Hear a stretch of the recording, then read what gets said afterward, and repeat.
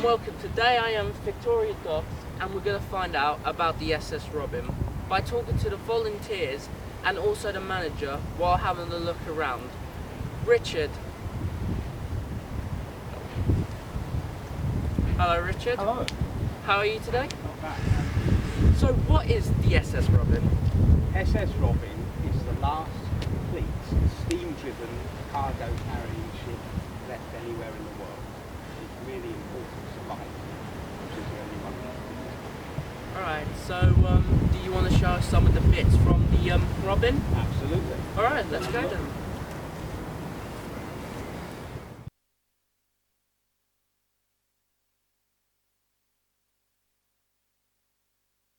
So Richard, which is your favourite part from the ship? Well, this little collection of objects have come from the ship, and I suppose my favourite item is the engine room telegraph. Oh, and why is that? Well, before telephones came into play, the only way to send a signal to the engineers in the engine room to tell them to start and stop the ship was by sending a signal on the telegraph. And by moving this handle, you could send a control message down to the man at the other end, and his dial would move around, and that would tell him to start and stop the engines. Oh, that's very interesting. Do you mind taking us through some of these other bits that are also on show as well, please? Okay, well, when the ship was going at night, you have to carry lamps. So this is a starboard light, and it would be showing a green light coming out through the glass with an oil lamp inside, and there'll be a red one on the other side of the ship. So if another ship saw you at night time, they could tell which direction you were travelling towards you or away. All made of copper. This is a block, so to launch the ship's lifeboats you have to pull ropes which pull these blocks up and down, and then the hook is used to lift the lifeboat over the side of the boat. It's made of wood and metal. And what about this bit here? Because I can see it all wrapped up and everything. Right, well the Robin is powered by a steam engine, so the whole ship and engine date from 1890, and even then they thought that the engine could break down, so it carries spare parts. So this is a bolt, still covered in its original protective layer of wax paper to stop it going rusty. So if a bolt broke on the engine, they'd keep that in the cupboard and they could install it and fit it. And I'm guessing this is a tool of some sort. Am I right? Yes, that is. Now, in the days before electricity, if you wanted to drill a hole in a piece of metal, you'd have to do it by hand. This is called a ratchet drill. So you'd put the drill in this end, just like a normal drill that you can buy in a DIY store, and you then ratchet it by hand to drill the hole through the metal and have a clamp that goes behind you. Take you a very long time. And what about these other bits here? Well, for the lifeboat, we've got a rollock, which is where you put the oars in to row. So that would just go into the sides of the boat. There'd be 2 of those, or 4. The decks on the SS Robin, some of them are made of wood, and the gaps between the wood we have to caulk. We put in a layer of tar and rope, and that stops the rainwater going down the gaps in between and running into the cabins underneath. You get a wet bed. So the idea is you'd use a chisel, a caulking chisel, to squash the rope down. You'd thump that with a hammer, and then you'd pour pitch or tar in the gap above. That would make a watertight seal. And finally, we've got a thimble. And that is, we've got, on the Robin has got masts, which would have carried sail when she was first built. And to stop the masts moving around in the wind, we've got wire ropes that come down to the deck. And you wrap the wire rope around these, and then you can put a big clamp on there to keep the wire ropes tight to stop the mast moving. Oh, that's really good. You want to show us around the boat now, then? Absolutely. All right, then. Good afternoon everyone, welcome to the tour of the SS Robin. Before we proceed onto the jetty, just want to give you a quick safety brief because the area is full of trip hazards. We're also going to be on water, so please keep together, stay away from the edges, watch out for ropes, bits of metal and overhead obstructions. But now we'll go on board and have a look around the boat.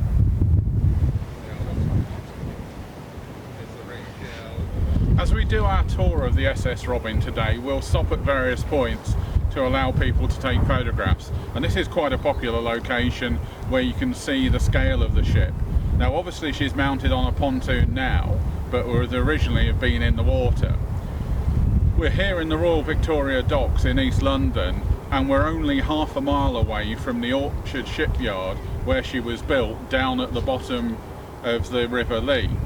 She was built in 1890 and spent the first few years of her service in and around UK waters before she then moved to Spain, where she then continued to ply her trade until the 1970s. As we move around the ship, we'll look at some of the architecture of the steel work, we'll look at where the crew lived, we'll look at where the crew worked as well, and we'll also see how what was, for the time, quite an innovative bit of technology actually worked.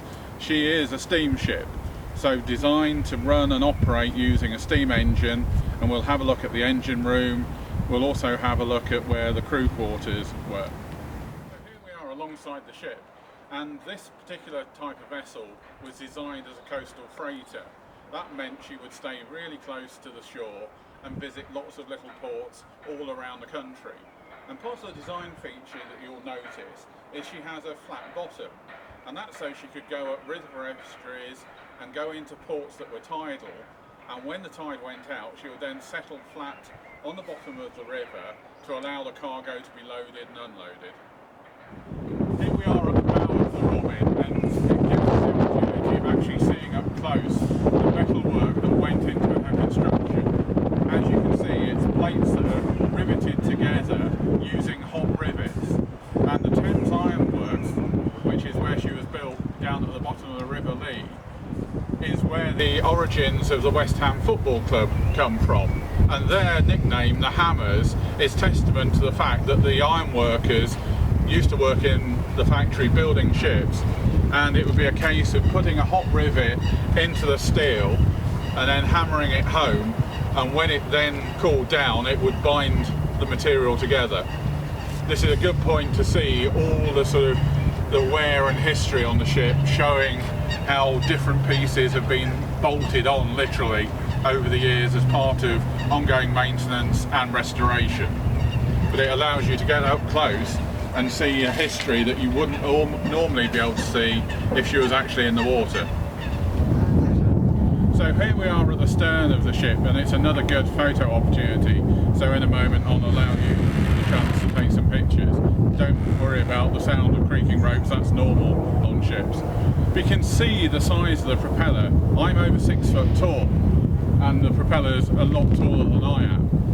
And it's a single propeller that moved the boat through the water, and the rudder helped steer the boat. And this is where the real work of a ship comes into being. Before the Robin was introduced, most ships were powered by sail, and that was at the vagaries of the wind. With a steam engine on board, the Robin was able to navigate the waters, whatever the wind conditions, whatever the weather. And so, using steam power, she would drive herself through the water around about 8 or 9 knots in a good condition. You'll also notice on the rudder the Roman numerals. This gives an indication of how she's sitting in the water. Fully loaded, the water level would actually be quite high up above the top of the propeller. When she was empty, then it would probably be about 3/4 up the propeller. So here we are in the engine room of the SS Robin. As I mentioned previously, she's a steam-powered ship, and this is the main triple expansion steam engine. Triple expansion means that it's got 3 separate cylinders, and as you can see here, the 3 cylinder heads. And so what happens is that the steam from the boiler, originally coal-powered, later oil-fired, will then come through from the boiler into this engine room, and the 3 different sections operated at different steam pressures. So it meant that the maximum efficiency from the fuel was able to be squeezed out of the steam. From the expansion engine, it would then turn the shaft, and that in turn would turn the propeller that we saw previously at the stern of the ship.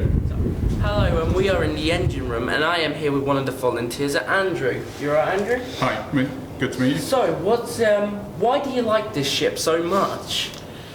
It's just the age of it. You sort of see history all around you, and you can imagine what it must have been like for the crew when they were working on here, and it just brings that feeling of history to life. I totally agree. And why did you decide to volunteer? It was a sort of accident, really. I stumbled across the Robin, didn't really know anything about her, and did a bit more research, and then was lucky enough to get invited on a tour, and then sort of the bug got me, and then I wanted to sort of visit again and again, and then became a volunteer to... Best accident of your life. Yeah. And why do you choose to work here all the time when you get the chance, obviously? It's about sharing history with other people, to let people know how technology has developed, how trade based on ships has developed, but it's also the history of the local area. This ship was built less than half a mile from where we're standing today. Oh, and what skills have you also picked up from working here, volunteering? I think the main thing is a better understanding, appreciation about history. I sort of was interested in things but didn't necessarily understand how history is so interconnected. Oh, alright, thank you, and hope you haven't. Yeah, thank you. So here we are at the galley of the ship, and this is the room that would be used for preparing all of the meals for up to 12 crew members that would sometimes be serving on the Robin. As you can see, not a very big space, and if you can imagine what it would be like on stormy seas in the dark preparing food, you get some idea of the hardships that a crew would face whilst living and working on board a coaster such as the SS Robin.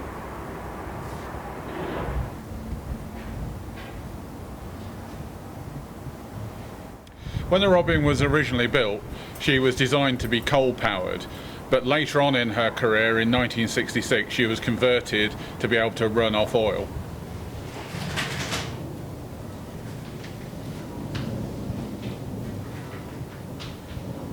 So here we are standing alongside one of two cargo holds. Cargo was the sole purpose that the ship was built for. She was not a pleasure cruiser. As you've seen from some of the cabins, the accommodation is quite Spartan. She was designed solely to move goods from one port to another, and this is one of the cargo holds, and you can see the derrick and the rigging above there that was used to help lift cargo into and out of the holds onto the port jetties beside us. So here we are in the captain's cabin, and the captain was the only person on board the ship that had the luxury, such as it is, of having their own personal space. The rest of the crew all were in shared accommodation, but the captain had his own bunk and a workspace.